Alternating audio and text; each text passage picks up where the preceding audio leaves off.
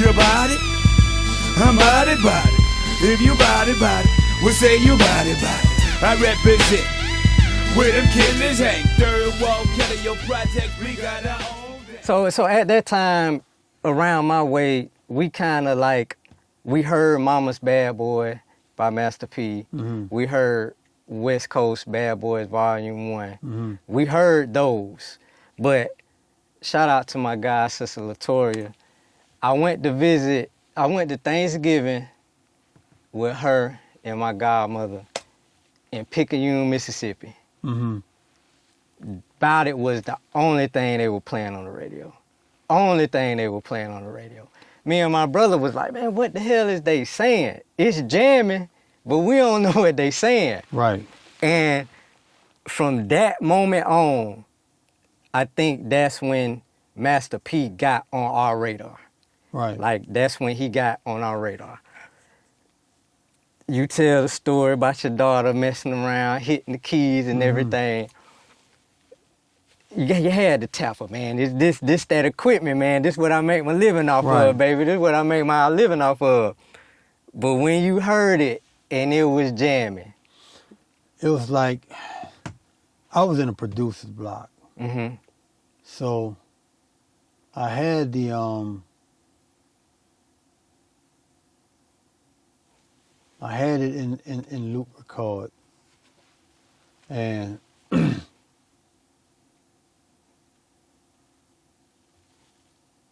my daughter used to always just see me hit on the pads and the keys and shit. Playing the keyboard, the drum and all that. So I had, like, if that was the door to come into the studio and the keyboard was here, and so I always had like the drum machine right here and the keyboard. Mm-hmm. So, but I had it in loop. Came, slapped on the pad. That's what she always used to see me do. Yeah, she just doing what daddy do. So when she did it, I turned around and looked. I grabbed it, brought it upstairs, and shit, I'm coming down.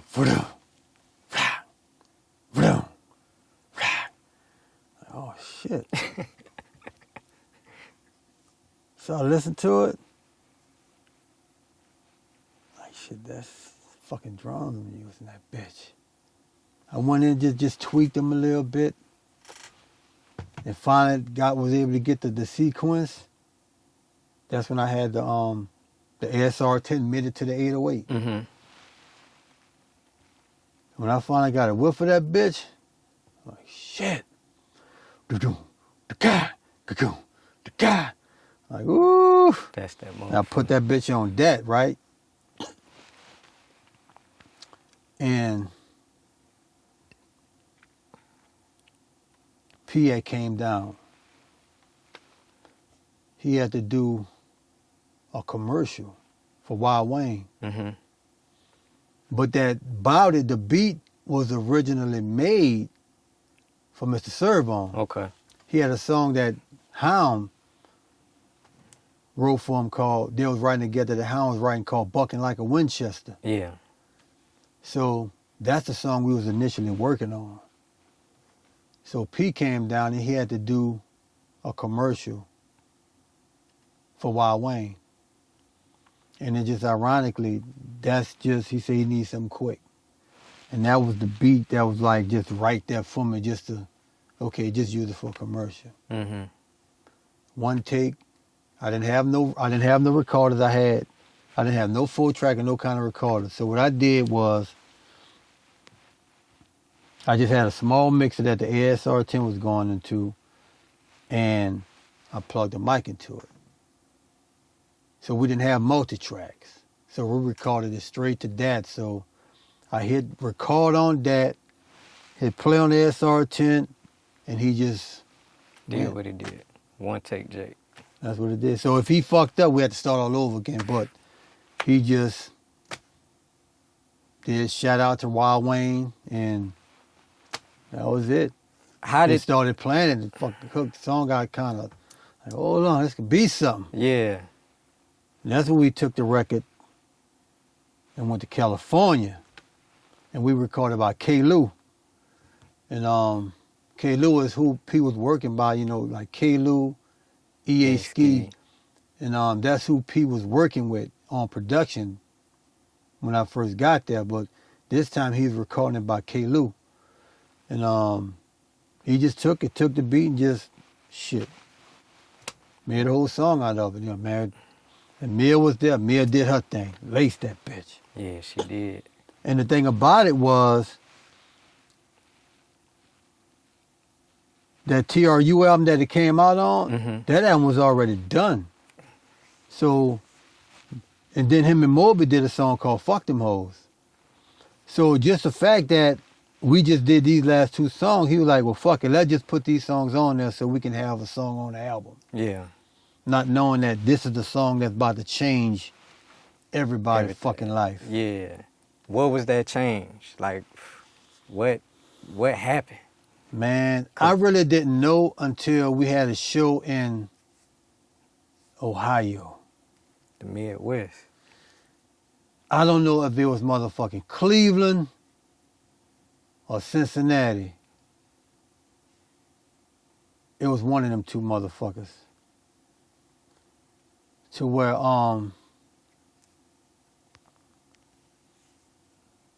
the place where we was doing the show was overpacked. So they moved it outside at a it was outside somewhere. I don't know if it was like a venue to where like it was outside. Mm-hmm. Inside wasn't big enough. I'll never forget. When I walked outside that bitch and we pulled up and I seen the people out there, that was like my first sign of seeing success to my shit. So the state of Ohio was the first where I saw that I got a song that hit. Like motherfuckers know that shit. You know what I'm saying? To where like, and I gotta give my first witness of success was in Ohio. When they did Bout It in that bitch, and I saw the people reaction, I was like, fuck. Yes, sir. This is it. Yeah. Man.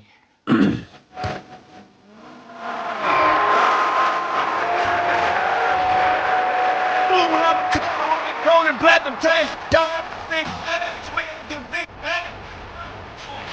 soldiers, guns, by famous dealers and wheelers with troops that never gave a damn about no bras or no wigs and folks come up.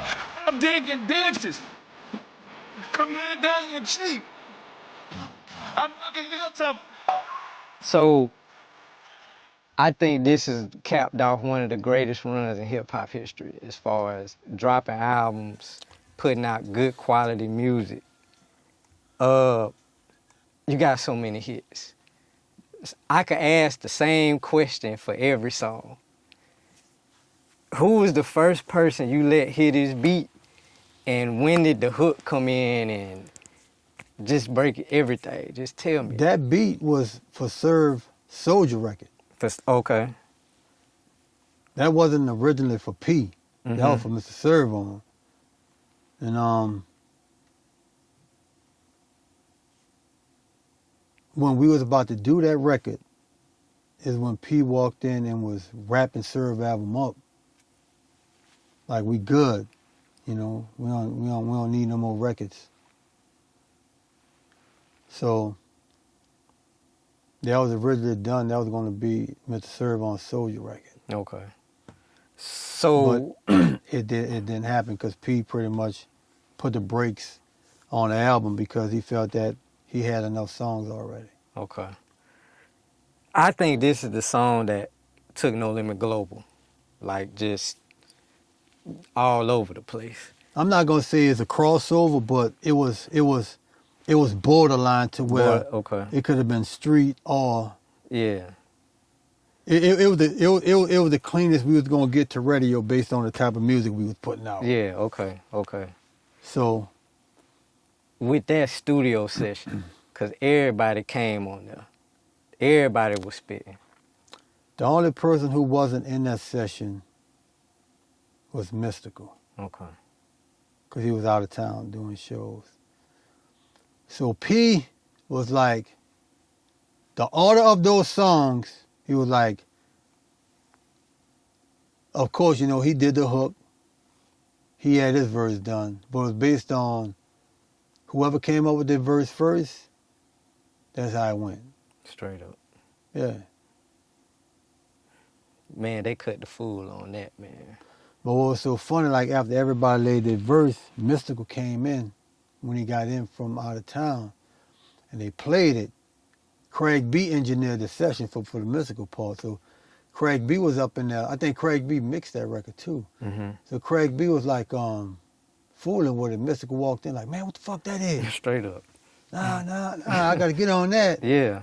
And Craig B was like, nah, Jack, this song finished. You're like, oh no. At the Riverboat, hallelujah. Yeah, he went to work on that one. Say, Pete, man, they got the fucking Make It Say On record, bro. I want to get on that bitch. Craig B don't want me to let me on the motherfucker, right?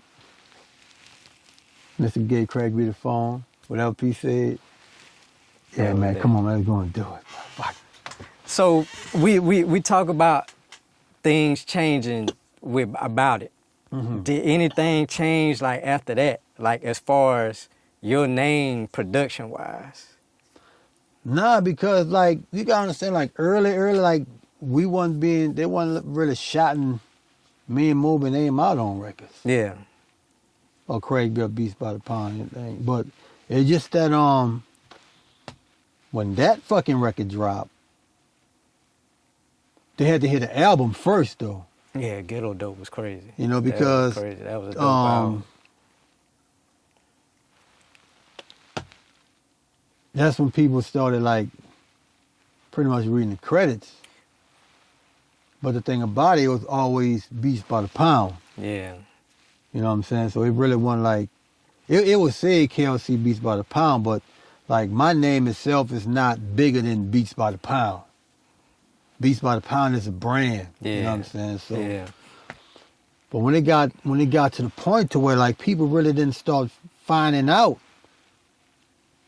until later. Yeah. You know what I'm saying? To where like, and it pretty much started from, see at that time when we was doing records, it started from within the industry and like artists and producers, like if an artist, they'll go read and say, man, who did that beat? I need to find out. Yeah. You know what I'm saying? So, cause you know, they wasn't shouting my name out or Beats by the Pound or Craig B, Moby Dick Odell. It definitely ain't like it is now when you got a tag. Yeah. You know what I'm saying? Like you got a tag. Which I really never did like tagging my beats anyway. Yeah. Because I had a sign when motherfuckers heard it, like, yeah, that's a KLC beat. You knew. You knew. Yeah. So, but, and then certain artists, like, they really don't like keeping tags on their beats from artists like it. But the thing about it was, like, when I first started getting noticed from the records, it was from industry motherfuckers, like other producers. They got heard that making sound, they were like for sure. You know, and then eventually, you know, word started getting out. Started spreading. Yeah. I'm a credit reader. I'm one of them dudes where like I would hit Sam Goody on Tuesday. Right. Buy everything. I can't move my car for 15 minutes till I see who mixed it, who played the bass, everything. You know what I'm saying? So I've been new, like what was going on. But yeah, that's crazy. So who was saying something to you in the industry? Like, yeah, man, I heard that funk. Like, who was somebody that? The first person that I can remember,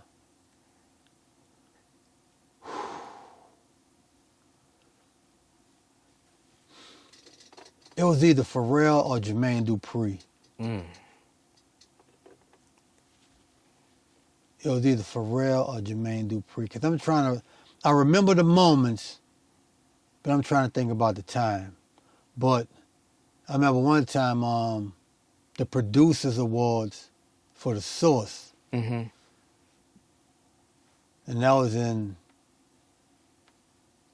think that was in 99. It was in 1998 Producers of the Year, but it was Beats by the Pound, the Neptunes, Premier, Timberland,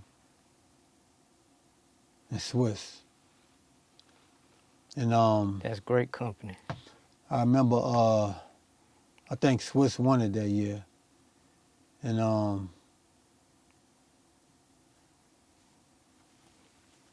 motherfucker came up to me, hey Ron, I don't know about that. Yeah. So the nigga went to breaking down the shit that I did. Like, nigga, y'all produced 26 albums, 20 songs on the albums, the least. And I thought about that, I'm like, nigga, that's over 500 songs. Straight up. Not talking about 96, 97, and 99. I'm just talking about 98. And I remember seeing Jermaine Dupri, and this is around the time we left No Limit. And that's why I saw Jermaine Dupri at the Source Awards. Hey, man, I was trying to holler at your mans for a beat, man. 'Cause he said, y'all asked for $250,000 a track. I'm like, what? And that's when I really saw the value of production. Yeah. Because we was making like we was in-house, so we was getting, our bread or whatever. But when he threw that number out, I was like, because at that time, that's when I was about to release my album on No Limit. And I'm like, fuck, at that time, Brat was the hottest shit. Yeah. And I'm like, man, because I wanted to get the Brat and Mia on a record together. Ooh, that would have been crazy. That would have been my swap. Yeah. I like to get in there, give me a verse from the Brat. I get you a beat. That would have been my play. But I never knew that nigga threw him that number. Right? So, I'm like, yeah. So that's my number. Which he probably would have overpriced it, because even then I would have took 25, 30, 40, maybe 50. Yeah. Depending on the artist. Mm-hmm. Every artist don't have the same budget. You know what I'm saying? So. And then with your album coming up, you know what I'm saying? Yeah. Where's your album gonna be based like similar like to the Chronic, just like artists, and you showcase your production on it, like? I snapped on it a little bit, Yeah. but it was even like when you listen to the Chronic, Dre did not rap a lot on his record. Nah, he didn't. It was more focused on his production, Right? Like everything. And that's pretty much what it was. So, and then I'll never forget Mystical. We had a session in New York at Sony, and he was doing a song for the Any Given Sunday soundtrack. Mm-hmm. And I went up there. He brought me up there to do the beat for it. But Pharrell did the beat because they had a production deal situation. Yeah. So I'll never forget, after they finished, me and Pharrell was talking. So we went to talking about songs, and Down For My Niggas came up. And I'm like, yeah, man, because when I did that bitch, he said, hold up, you did that shit? I'm like, yeah. He said, nigga, bruh. He said, man, he said, that record gonna stand a long fucking time. We gonna get to that. And I'm like, for sure. Which I never knew, 20-something years later, this is still a fucking go-to record. Yeah. But we'll talk more about it on. Yeah. I see Murder with me. LD, Silk the Shocker, Big Mo, Big B. You know what? Big Man. We know limit soldiers. Big Pope. We know limit soldiers. Mr. Servon. We know limit soldiers. We know limit soldiers. We know limit soldiers. We know limit soldiers. When this dropped, and my lifetime stopped. Like, time really stopped. I was playing basketball. Every gym I went to, they was beating on the bleachers, saying whatever they school was in that cadence. Those drums. That was the first time I used that snare on the record. Yeah. Where was you at? That's why they call it, like, they literally gave that the name of soldier snare. Yeah. There ain't nothing but a jazz brush snare. But they call it became the soldier snare. That's why, like, I'll never forget when we did that record. I was working on the beat. P was in the booth recording Craig B. C Murder was right there. So when I kind of finished, I said, "See, listen to this shit." See, put it on.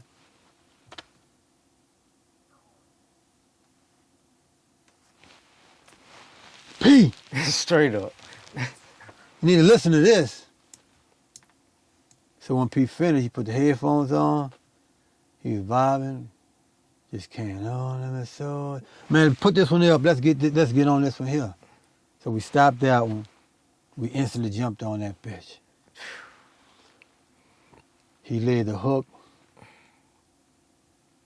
He laid his verse. Silk walked in, did his thing. C did his thing. And this when I first found out the not giving a fuck about quality.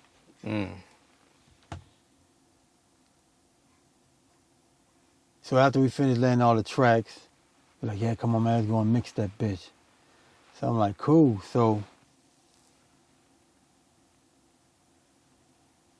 he left. So I started getting everything and started separating the tracks and tracking it out. Yeah. So when he came back in, he was like, how the mix come? You finished? And I was like, yeah, nah, I'm still tracking it out. Like, come on, man, we got to get this shit together, KL, man. You can't be taking all day with this shit. The average nigga only got one speaker in their car anyway. As long as they hear the bass in my vocals, I'm straight.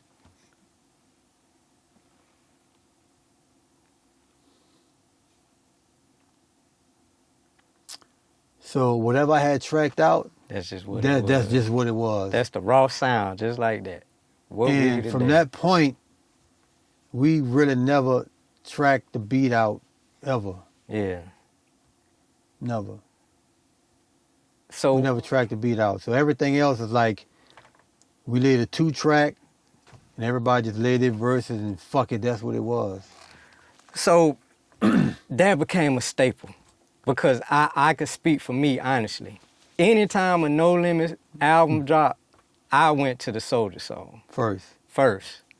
When did that come about? Like, we just got to do that on every album. When it came out, but, because you got to understand, at that point, that it was just a song. Yeah.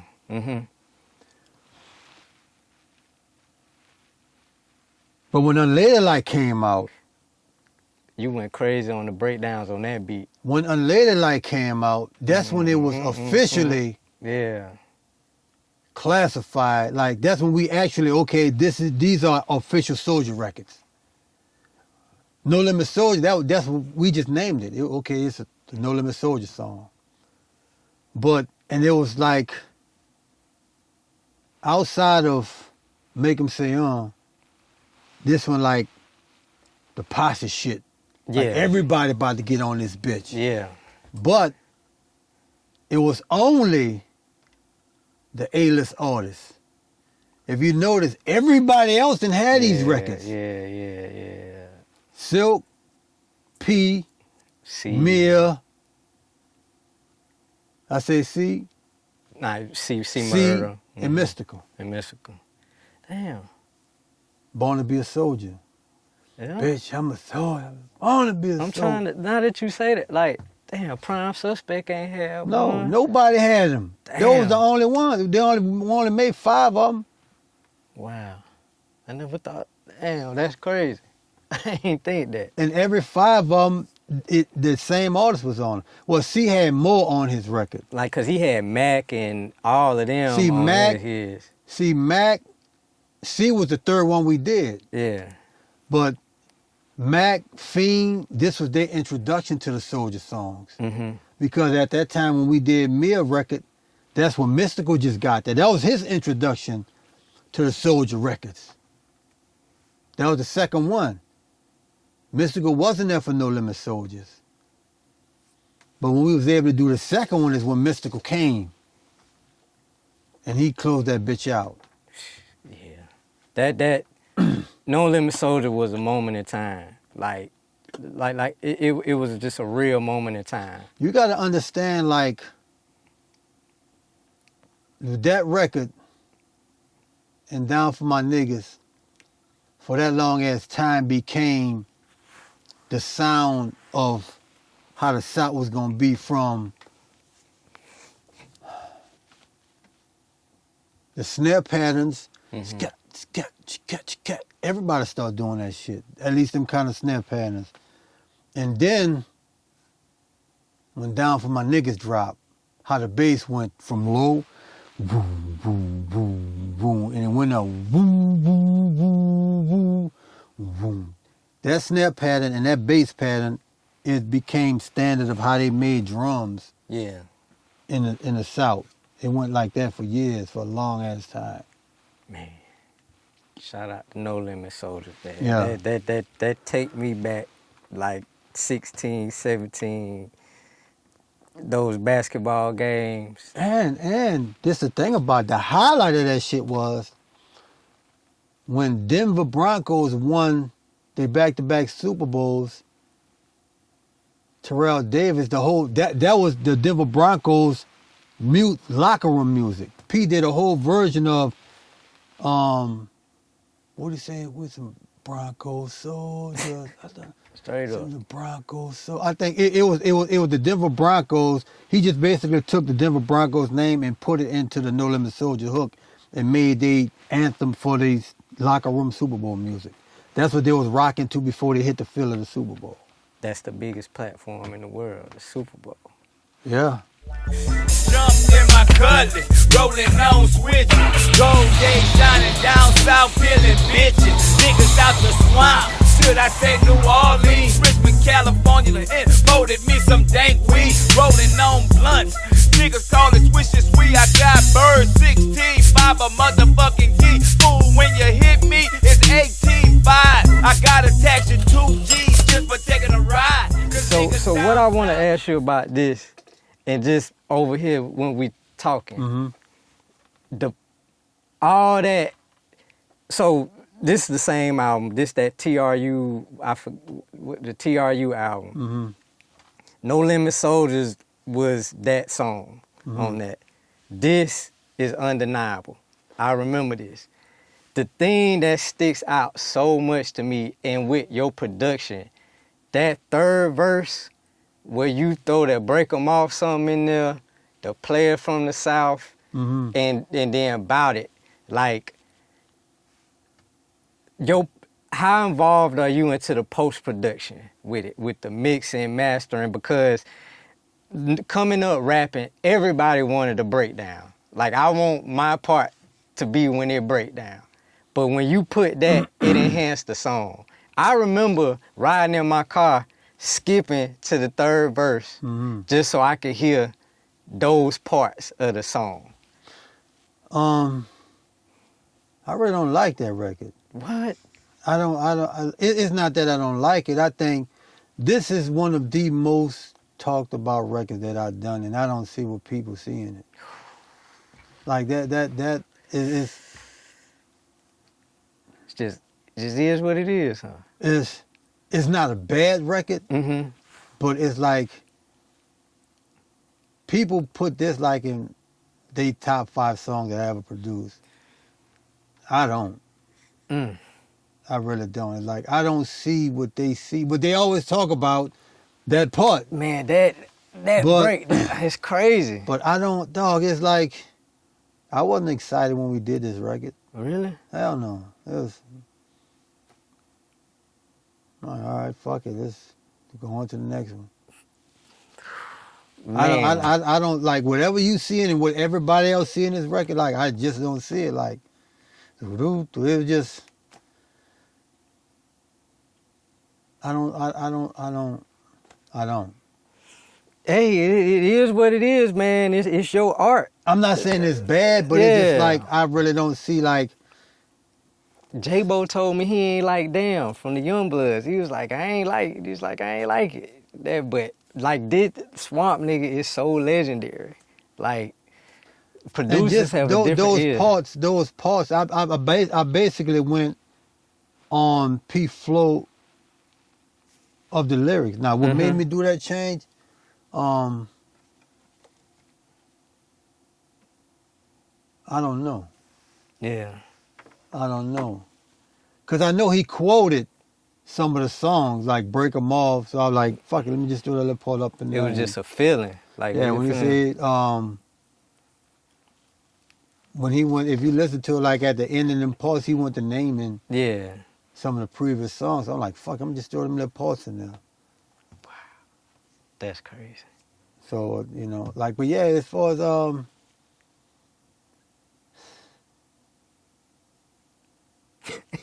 even like me, Manny, and Toomp did a, Beat battle, like yeah. I ain't play this record, cause I ain't, but that nigga like, man, why you ain't play motherfucking, Swamp Nigga. Swamp? I'm like, man, y'all listen to that shit? Boy. That's a jaw-dropping moment, man. But But see, when you talk about songs like motherfucking,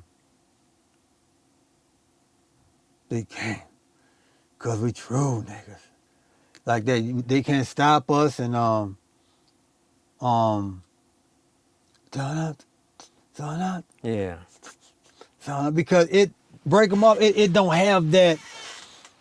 If you listen to a lot of my records, it's like when that motherfucker come on, before the beat drop, niggas was done already. Yeah, yeah. Swamp Nigga don't have that impact of a record. Like when you listen to They Can't Stop Us True Niggas. They can't. See when you hear them records and like fucking Mia Soldier records, bam bam, like they like when them bitches first hit, boy, you know it's about to go down in this bitch. And I guess Swamp Nigga didn't have that. But niggas always, man, that motherfucker Swamp Nigga. I'm like, all right, for sure. It's your art, man. But the more That's people talk line. about it, I'm starting to be like, okay, all right, yeah. That's what's up.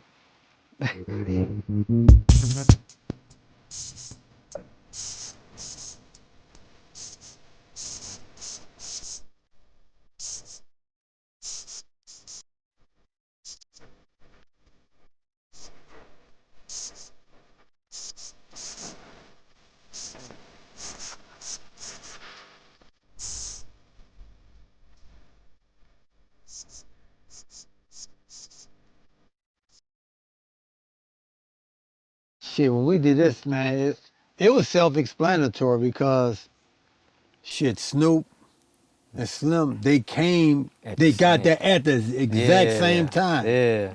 Cause when Snoop came and Slim came, they came at the same time. And when we was on the road, Slim and Snoop always had this. They always roomed together. Yeah. So, but shit, it's like it was just like we were just that time we were just trying to fill each other out. And it was, I remember I was just at the machine just trying to come up with a melody, and I just came up with the bass line, boo, boo, doo, doo, doo, doo, doo. And I think it was Snoop or something. They came up man, we gonna call this bitch at the same time.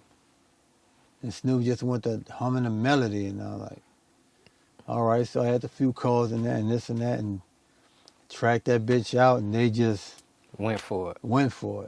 Was this so? Doing my research again, all this was around the same time, and Down for My Niggas. No. Okay. No. Okay. So, I don't know why I thought it was Down for My Niggas. Well, explain the story for Down for My Niggas. Well, let me finish this one first. Okay. This came, like, Snoop came to No Limit in 98. Down for My Niggas was done in 99. Oh, okay. That was So- from Mr. Magic album, right? What? Or Down for My Niggas. No, that's from Snoop album, Top Dog. Top Dog. Yeah. Top Dog is what I originally did that record for. Okay. Because I was buck on that bitch. Yeah. When I found out Dre doing beats on this bitch too, I'm like, all right. You got the show out. But no, I was buck after I found out. When I tell you I'll make the song. But when it came out with this record, you know, we was kind of like with Snoop album, like, I was kind of pissed though because I'm thinking that Snoop coming to No Limit, and the first thing comes to my mind is like, nah, I'm finally gonna get a chance to actually produce a record how I really want to produce a record. Yeah. Because coming from under Dre, I'm thinking Snoop coming with expectations. So when he came, when I found out and Pete called me and said he was coming here, first thing came to mind was I finally can take time and produce a record. Track that bitch out and mix it right. When I found out that wasn't the case, come on, man. Damn. Yeah. So what was it? Like, what stopped that from happening? Like, where you can do it like you wanted to? Dude, like, we was dropping the album every 2 weeks. Yeah. Okay. Just overwork. Just. We didn't have when I remember when we had the meeting, right? He called me in there and he gave me the release dates for the entire year. So I'm like, my nigga, this 23 fucking albums in a year. You gotta think about this shit, my nigga. Yeah. So we're gonna do 23 albums that year. I always say 26 because there was albums that we recorded That didn't come out. that didn't come out. Yeah. But I'm like, my nigga. So we really have 3 days to produce an album of 26 fucking songs. You gotta think about that shit. That's a lot.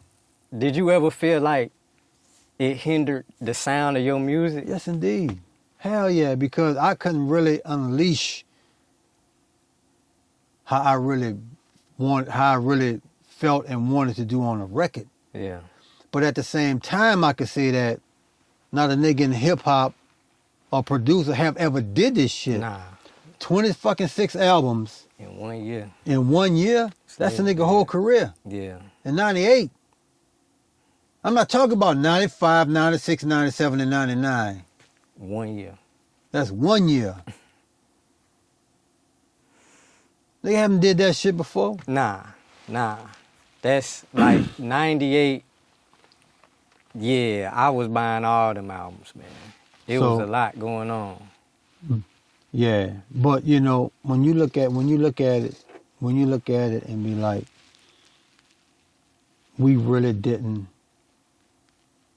get a chance to really show what Beats by the Pound really could do. We some bad motherfuckers, my Of nigga. course. You gotta understand that everybody in Beats by the Pound played an instrument. Craig B played sax. Odell played keys. Moby Dick played mellophones. I played snare. Nigga, we didn't have a chance to show that shit. Yeah. You're like, come on, man, we was on some hurry up, let's get this shit done shit. Yeah, that's crazy. I always wanted to ask that. And Carlos played keys. Yeah. I always wanted to ask that, like, did you really think that it hindered your... Because it's like fast food. You know, you could just cook it and ship it out, cooking it, but that soul is stick to you where you get to put all the flavor into it. That's how I always was, my nigga. Like, hey, but we really never had that platform to show motherfuckers what Beats by the Pound can really do. And that I think that alone, by us moving to this format of how we put out records, really didn't show our talent. But nigga gotta think about these niggas making this kind of shit and this time, like they only had this much time to do this. You couldn't put another fucking any other producers in the situation we was in Making and have that kind of turnout. Yeah. Fuck no. And It would take a whole bunch of them bitches. Y'all was dropping In hits, one studio room. We had 2 rooms, but one was a pre-production room, and the other room is where we did pre-production mix or whatever they gonna call it, mix and record. It was only one room that was set up to do everything. But we had another room just, we just want to go up there and just work on some shit. Yeah. I said somebody want their ass whipped. Ass whipped. I say somebody want their wigs split. They wigs split. I said somebody want their ass whipped. Ass I whipped. say somebody want their wigs split. Well, let them have it. Somebody want their ass whipped. Ass I whipped. say somebody want their wigs split. They wigs split. I said somebody want their ass whipped. Ass whipped. I say somebody want their wigs split. You want me drama, so I'ma change sweet. I will put that in my top 5 KLC beats. Like, You heard the Slim record? nah, what that? Not which one? With the gunshots in it. That was after No Limit, right? Yeah, that was after No Limit. Yeah. What is that? What's the name of it? What's the name of that motherfucking record? Man, I forgot the name of that song. It ain't Reeds on My Feet, is it? No, it's not Soldiers on My Feet. Yeah. But that record was done like, what inspired me to do that record was Craig B did a song on C Murder album called Duck and Run. Mm-hmm. But he just used the bullet ricocheting part. Mm-hmm. You hear that. That's the name. You hear that. But the one when it came with that one, and then you hear that, that's when I say, you know what? I'm gonna take the whole everything about a gun. No, I did it more on a Slim record, but I just took like the kick, the snare, and when I was making that bitch, Fiend walked in. And just lazy. I say somebody want their Okay. ass whipped, ass whipped. And that was it. I'm like, yeah. Yeah. That goes to what I was saying with Now I never Swamp forget. Nigga. Now I never forget when we was in the studio, and Mia got a call from P. And said, "Hey, Mama, look, you got 10 days to finish this album." That's how that was. It was like Yeah. she didn't even know that it was her time, and she just get a call. You got 10 days to finish your album. That shit that came under like, I'm not gonna say stress, but that bitch was pressure. Yeah. Yeah. Yeah. I don't think Mia X get the respect she deserves as far as ladies in hip hop. She do, but we'll put it like this here. When she around Queen Latifah, when she around motherfucking Roxanne Shante, when she around Yo-Yo, when she around all these motherfucking females MCs, That they talking about they know. straight up. The only thing with me is that P didn't push her and promote her how they did all of these other females. They didn't do that. He didn't do that. She So- when we talk about, me and my homeboys talk about female rappers, she always number one. Like she Man, always number one. In Let me tell you something. I remember when they did that like 90, was it 97? Yeah, it was 97. When Mia did that Sprite commercial. Mm-hmm.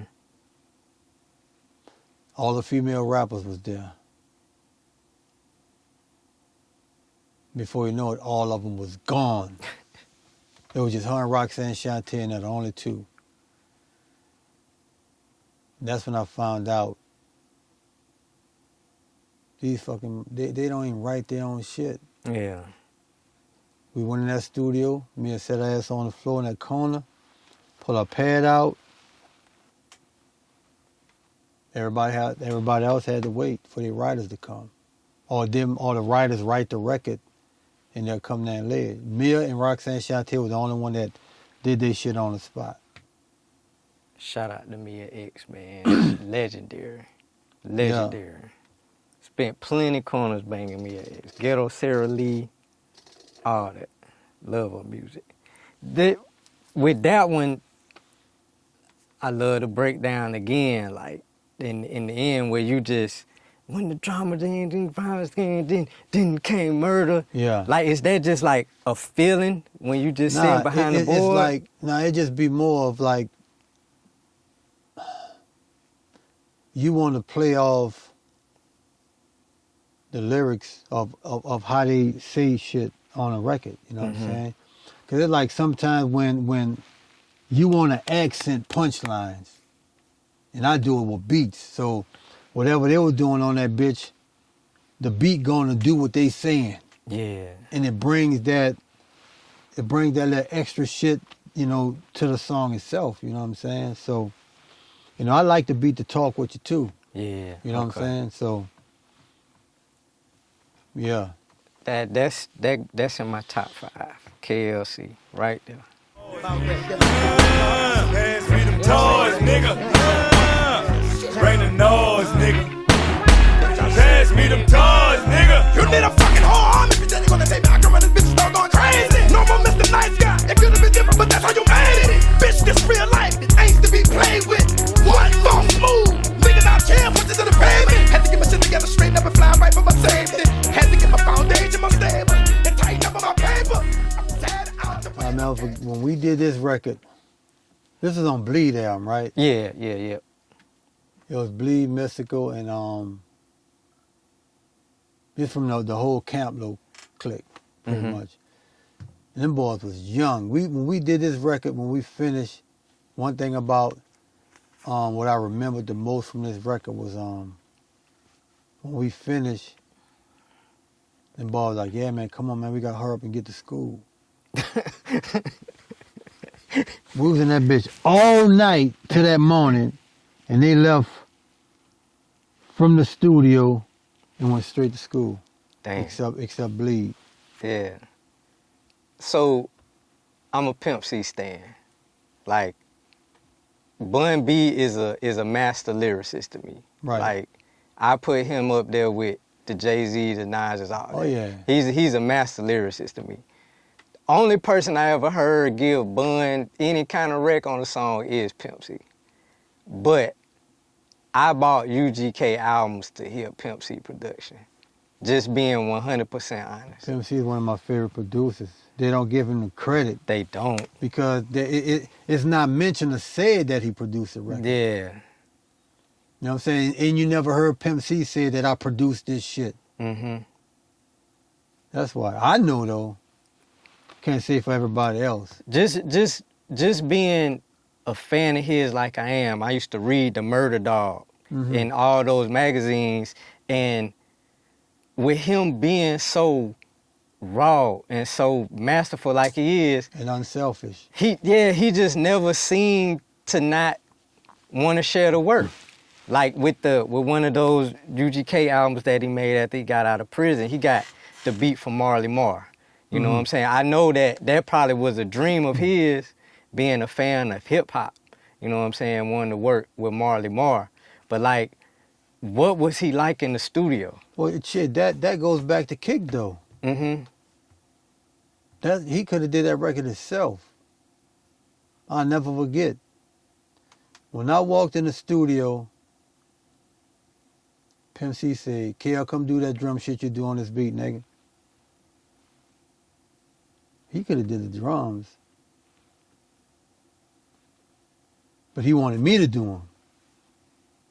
So as soon as I walked in, that's the first thing he said. What up, KL, nigga? Come do them drums on this bitch, nigga. Come do that drum shit you do. Yeah. I'm like, okay, shit. Got on that, did my thing. Fucking kick door, here I go, shit. And then I learned from Pimp C too, on some mixing tips when we did Down South Slinging on Fiend album. Mm-hmm. To where he he showed me like this little, it's not a trick, but it's just like, how basically with reverbs and doubling vocals and shit, because he laid his vocals, and when he laid his vocals, he laid his 2 ad-lib tracks. So after we did it, when I went to mixing it, I went to put like reverbs, and no, don't do that. He said, take my lead vocal, turn it up, and the 2 ad-lib tracks, pan them both left and right. And he said, what you was about to put on there, this is going to naturally give it to you. Because I'm going to put a spread on that bitch.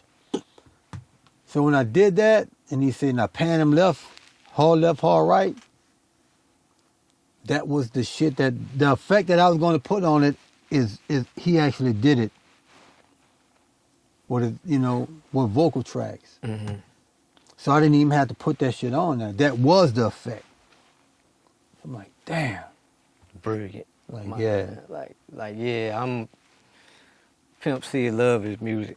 Like, damn, what was I about to say? What, you did the drums on that one? On which one? Bring the Noise. Yeah. The drums on it? Okay, so was it just completely done and they were just waiting on you to do the drums? Or No. the same shit? When we came to work on the Bleed project, we just got up in there and we just worked. And I think me and Odell did that one, if I'm not mistaken. I think it was me and Odell. And with the Beats by the Pound, like if we do a Beats by the Pound, it's already understood who gonna do what. Yeah. KL gonna do the drums. Yeah. Craig B gonna do the bass line. Odell gonna get on the keys. Bovey gonna do the harmony, and he gonna play some key parts too. Mm-hmm. It was, and that's just how it was. That's exactly how it was. That's how it was when we did Heaven for a Gangster, which is the first Beats by the Pound produced record that we did together. And that's how it was. We got on it, did his thing, passed it down, did my thing, passed it down, passed it to him, passed it down. Fucking song finished. Legendary production team. Right up there with the Bomb Squad, Beats by the Pound, Yeah. all that.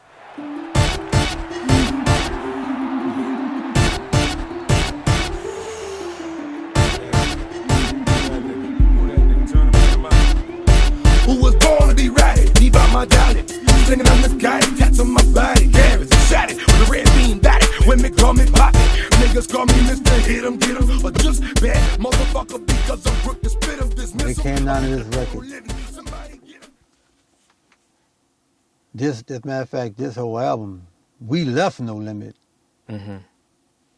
And they shut the studio down. We recorded this whole album in my house. And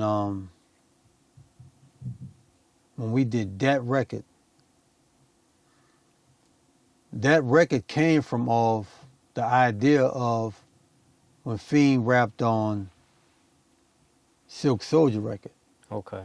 I was because I seen like a little clip on Instagram where Fiend was talking about that. Like, Right. How you was like, what you just say? Say it Yeah, 'cause again. he said something like, man, what the fuck? Like, man, say that shit again. I'm like, all right. Before you know, he called me, and he ran it to me, because that's one thing about Fiend, is that Fiend, he don't need beats to write. Yeah. Just out of thin air, he could just, boom. You know what I'm saying? So we had the idea that we was going to do the record, but when he called me and said, I got it, he ran it to me. I said, I'm about to make it the beat for this bitch right now. Let's do it. He ran it to me because one thing about why it was so easy working with Fiend and much faster, because by him not even needing a beat, he'll come to me with hooks already. Mm-hmm. And when he come with the hooks, I'm able to make the beat around the hook. That's why that one fits so much. When he came, he ran the hook, it's womp womp, and while he's saying the hook, I'm already, okay, I know what I'm about to do with this bitch. Yeah. And like what I said, when you was talking about how I put all the breaks in the beat that match the shit, And that's how I was. I basically made the beat. I programmed the beat how he said the hook. That's why we bam, womp, womp, womp, womp, womp, womp, womp. And I kind of took the soldier snare element with the snare and just laced that bitch. I love both Fiend albums, and from a fan perspective, it really seemed like your chemistry was best with him. Like, I love that I wake up early to grab my stash. I love that. I love that bump, bump, bump, bump, bop, bop, bop, slanging, just like you said. Did you bring him to No Limit, or how did that go? Well, it came like when Fiend came. When me and Fiend met, you know, we was always close, but he and I had met, and I'm like, man, I want to bring you up there, because he was still on Big Boy in a way, Okay. if I'm not mistaken, or just in the process of getting on. So I brought Fiend to No Limit to talk to Tavesta for management. But Mia wanted Fiend and Mac on a song. Mm-hmm. You know what I'm saying? So me and P had gotten to it behind that shit. Because he, you know, he really didn't want to bring nobody up there. And I'm like, nigga, have I ever brought anybody up here that wasn't worth it, nigga? Straight Fuck. up. So we in a room talking. So nobody can hear nothing, but they heard all of the back and forth humbugging and shit. So I'm like, my nigga, we need these kind of niggas. And I had to explain, like, with him and Mac. Because him and Mac, outside of making records, these battle rapping niggas. Yeah. By us being who we are, at some point we gonna be somewhere and the niggas gonna want to test us on some hip hop lyrical shit. Yeah. And their only two purpose was, man, go handle that. Yeah. That was their only purpose of, like, we gonna get tested. We making all this gangster shit. But there gonna be some time that, you know, niggas gonna be in their ego talking about, oh, hip hop this and hip hop that. Okay. Hey man, look, y'all go handle that. Do that. Handle that. So we get the fuck out of here. That was my purpose of bringing them up there. Yeah. That's You know crazy. what I'm saying? And it's ironic, like you look at Death Row. Corrupt is a fucking battle rapper. He'll chew your head off. Like, Corrupt is a that fucking guy. battle MC. Yeah. He's battle ready and test. So he could give you this, or he could give you, if you want to go there, he could go there. And that's how it was with Mac and Fiend. Mystical is the same way. But the thing about Mystical is that Mystical is not like an on-the-spot freestyler like Mac and Fiend. Them niggas will pull some shit out of thin air on some freestyle shit and you'll think they wrote it. Mm-hmm. But if you give Mystical time and prep to write some shit, it's over. Help the bell. It's over. Help So, the bell. you know, but that just how it was. But the thing, like with Mac and Fiend, my whole objective of getting them up there was, it gonna get to a point to where, nigga, we gonna need these type of niggas. Yeah. And far as Mac though was, I wanted to get Mac before Cash Money got him though. Yeah. Yeah. The lyrical midget. Mac was gonna be on one of the, Mac was gonna end up on Cash Money on No Limit. Yeah. Either way. We saw Mac at the Gambit. Mac looked, you know, hollered at me and Mia. Like, Gotta get you. before Feel the you know wrath of a soldier. And it was the Crescent same with City Hound. Jesus. I bought Fiend up there by itself, but I bought Mac and Hound. I never forget that. I called Hound, I picked Hound up, and I picked Mac up. Nigga, come on, let's go. Boom. We need to get this here. It's crazy what you saying that. And it's just, I'm just reliving moments, man. Everything you say, I'm just taking it back to when I was in the moment of y'all music. Mm-hmm. And we used to have those conversations. We used to be like, Mac, Fiend, Mia, Mystical, those were the lyricists on No Limit. Hell yeah. And they made, no discredit to nobody else, but I feel like they made the best albums because of their lyrical content and what they were doing. If you think about this here, 98 was a phenomenal year of us releasing all those albums, right? Mm-hmm. 97 was everybody's best album. C. Life or Death. Silk, Charger to the Game. P, Ghetto D. Mia, Unladylike. Yeah. You know what I'm saying? Even Serve on fucking Life Insurance album, like, One little nigga with a pussy dream. I love that bruh, shit. you know what I'm love saying? that shit. Then you got to think about this was the year of everybody. 97 was the year of everybody's best album. What year Shell Shock came out? Is that 99? 98. 98? Okay. I think that's one. Mac came out in 98, 99. 99 is when we left. Fiend came out 97, 98, and 99. Fiend did 3 albums on No Limit. Damn. Oh, cause when we did it, I didn't want to. I told Fiend, nigga, I don't want to give him this album, bro. Yeah. Because we left. Fiend was on the bridge of leaving, and I was like, you know what? Fuck it. I just, put it in Fiend's hands, man. Just Let him do do your what he thing do. with it. If Mac or Fiend was signed to a Def Jam, I think it would have been just a totally different craze.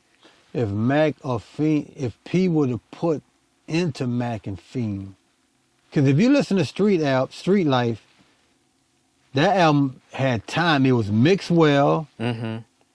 Like you play Mr. Wump in your trunk, and it sound different from everything else. Like the mixing and mastering is like really impeccable on that. Because we actually mixed that record. The rest of that, the other album like it wasn't mixed. Yeah. That was just all 2 tracks. Street Life, we were able to get that bitch, just separate every fucking thing, and just mix. Vocals recording and all of that shit. Shout out to Mac and Fiend, man. Shell Shock to me is one of the best albums on No Limit. Like concepts, lyrical, production, murder, kill, what you know about these hoes, pussy keep calling me. That was when I first started fucking, like that shit, all that, man. I felt all that. And there's one in every family, Feel My Pain, Who Got That Fire, that I wake up early to grab. I love that, man. Let's just get to it, man.